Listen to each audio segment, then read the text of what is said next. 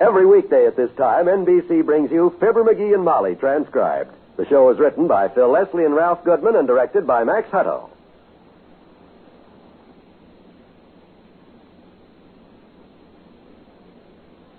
We'll join Fibber and Molly in just a moment. Isn't the vacation you're going to take next year always a fabulous one, the very special one? But what usually happens? Next year comes and goes, and still no fabulous vacation. The excuse? Not enough money saved. Well, then, let's solve that problem right now. Let's call in the payroll savings plan for buying United States savings bonds. Why? Because this plan saves money for you regularly and automatically, so you're assured of extra money when you need it. Besides, your employer handles everything for you. Saves money from your paycheck, so you never miss it at all. Then he buys your savings bonds, even hands them to you. And when your savings bonds mature in less than 10 years, you get back $4 for every $3 you put in. Don't give up your dream vacation. Invest regularly in United States savings bonds, and before you know it, you're on your way. Make the payroll savings plan your plan for a carefree future.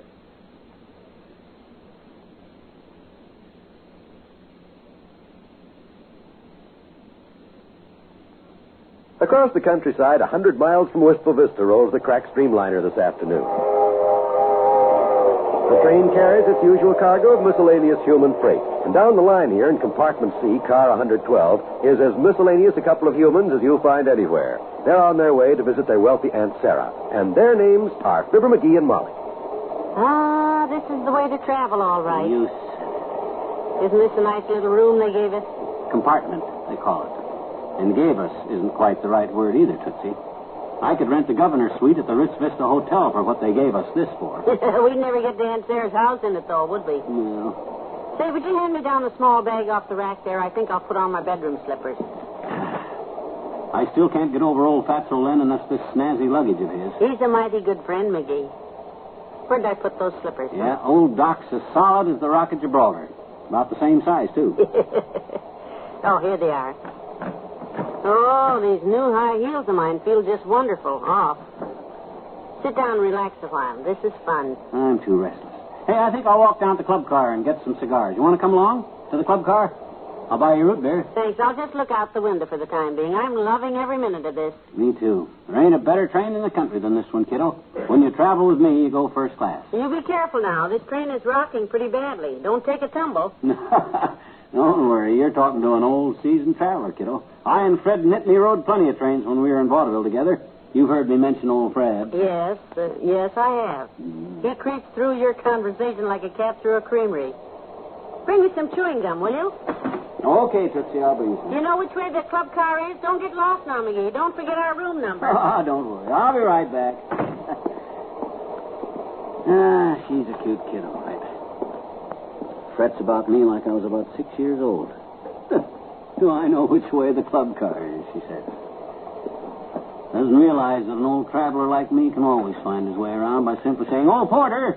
Yes, sir? Which way is the club car? Right straight ahead. 3 cars ahead, Doctor. You having a nice trip, Doctor? And doctor? What makes you think I'm a doctor? Well, in my business, a man learns to be observant. Notice little things. Oh. You got very steady hands, sir, and a good clear eye. Steady hand. Yeah, and I know that MD on your baggage don't stand for mighty dumb. Oh, yeah. Yeah, I guess my hands are unusually steady. That's pretty smart of you, Porter. Well, thank you, Doctor. Let me open that door for you. Just a minute.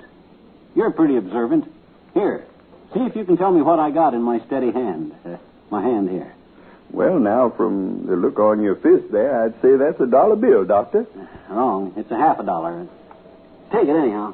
Buy yourself a yacht. Well, thank you, Doctor. Watch your step now. Kind of a rough road bed along here. Yeah, rough road bed.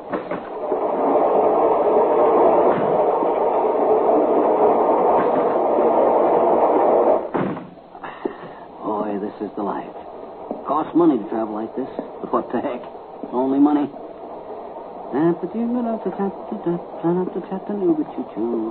think I'll just buy myself a 30-cent cigar when I get to that club car.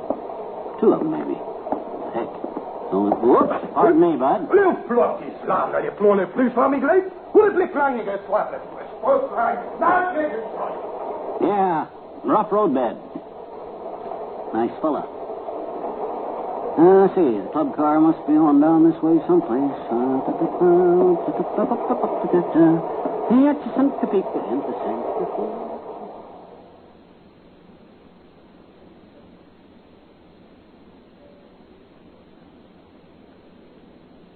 Back to Wistful Vista in a minute.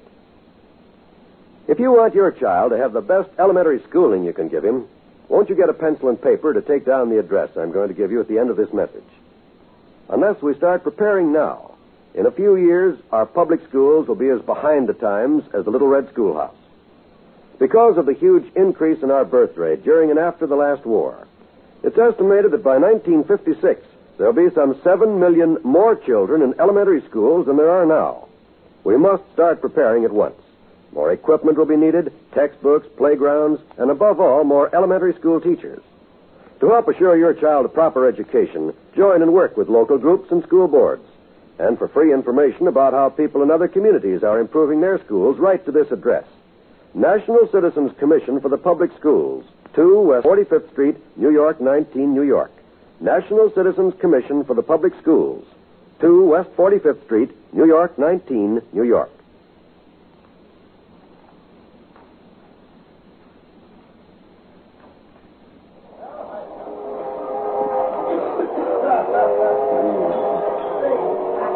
Boy, this is kind of a noisy spot you got here, Bud. Club car's always a popular place, sir. Can I fix you something?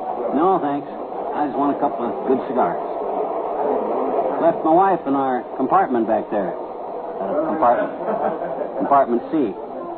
We're taking a trip. Little trip. What cigar would you like, sir? You got an alfalfa Corona there? 30 center? Don't believe I know the alfalfa, sir. How about these Glamarella Panatellas? 3 for $1. Most of the movie people smoke these. Oh, they do, huh? Well, give me 3. Only money, I always say. Here you are. Eddie, sir. You going all the way through with it, sir? Oh, no, my wife and I are getting off in the morning, Eddie. Wife's back in the compartment. Compartment C. Going to visit her rich aunt. Very wealthy. She's loaded. Old lady sort of leans on me for financial advice, of course. Oh, that's nice. Yeah. She don't make a move without insulting me financially. I mean, consulting me financially. Oh, I'm sorry, sir. Excuse me, the train lurched. That's okay, Bud. Better kind of steady yourself, sir. Pretty rough road bed along here. Are you in the investment business, sir? Here you are, George. Oh, well, you might say that. Yeah. Financial advisor, you might say.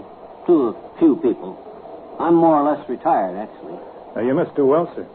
Oh, yes. Yeah, 1 or 2 deals here is all I need, of course. I probably should have been a doctor. My friends think so. Steady hand, you know. Very steady hand. Yes, I can see that. Watch your cigar, sir. You almost put that in your eye. Rough road bed. Say, that fella sitting down at the end there reading the paper. You know, the one with the glasses on? Uh-huh. He looks kind of familiar. Who is he? You know him? He's an author, sir. Books. Oh, book writer, huh?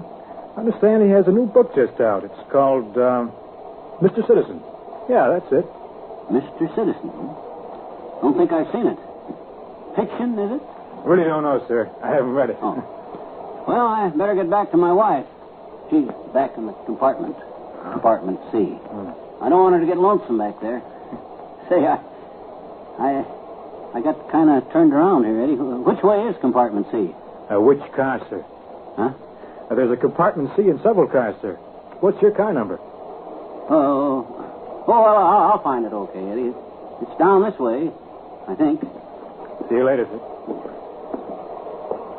Sure a lot of nice people on this train. I think I came from down this way, so I'll just backtrack and...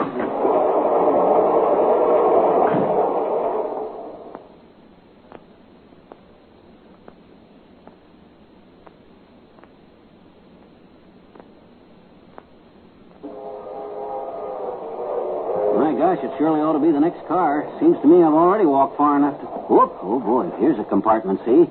Oh, maybe this is... Molly? Better knock, I guess. Is that you, Georgie, baby? Come on in, honey. Holy smoke. It's a good thing I knocked. Well, maybe the next car is ours. I kind of lost track of how many cars there was when I fell down back there, but...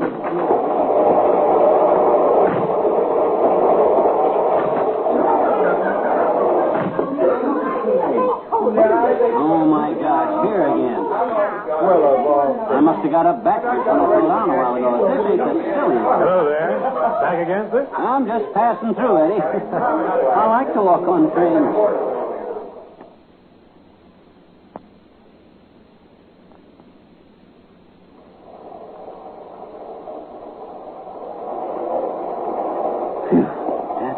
Dad-dreaded luck. This next car ain't ours. I'm on the wrong train. And I couldn't have got on the wrong train because I didn't get off of this train yet. This is... Whoops. Oh, excuse me, Bob. You blobby figures flying here, Bushman. 54, these stupid. Yeah, rough road bed. Boy, I must be getting warm.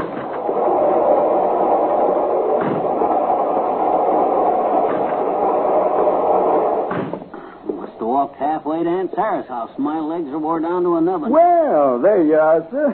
Welcome home, Doctor. Oh, I'm glad to see you, Porter. Phew. Tired. Your wife was sort of popping her head out the door looking for you, sir. And she thought maybe you got lost. She did, huh? Silly woman. Oh, I'm beat. Oh, well, there you are. I was beginning to worry, dearie. Worry? About me? You know you've been gone 2 hours. What happened? Get lost? Lost? Me? Guy that's rode as many trains as I have? Get lost? It's good to sit down. Well, I'm all dressed, and they've already sounded the first call for dinner. Let's get to the diner, huh? The diner? Porter says it's straight ahead, 9 cars, just beyond the club car. Ooh. Be sure you got your wallet now, lover. Mama's starved to death. Ooh, Nellie.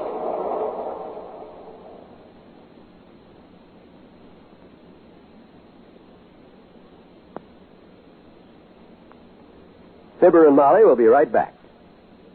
There's wonderful radio entertainment in store for you 7 days a week when you set your dial where you hear the familiar 3 NBC chimes.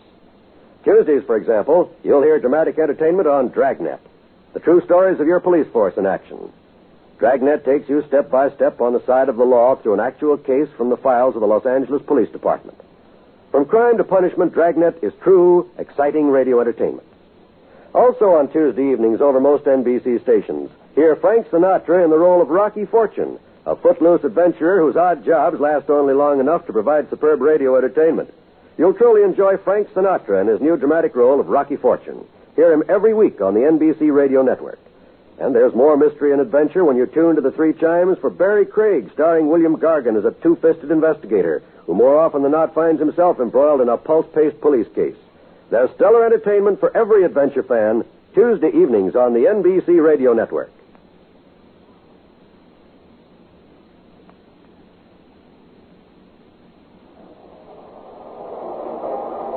Well, dearie, we'll be at Aunt Sarah's in the morning. Yeah, bless her rich old bones. Hey, as soon as you get a chance, mention what this trip cost us, will you? Oh, McGee, you certainly don't expect Aunt Sarah to pay for our ticket. I certainly don't, but it's worth a try. Good night. Good night, all.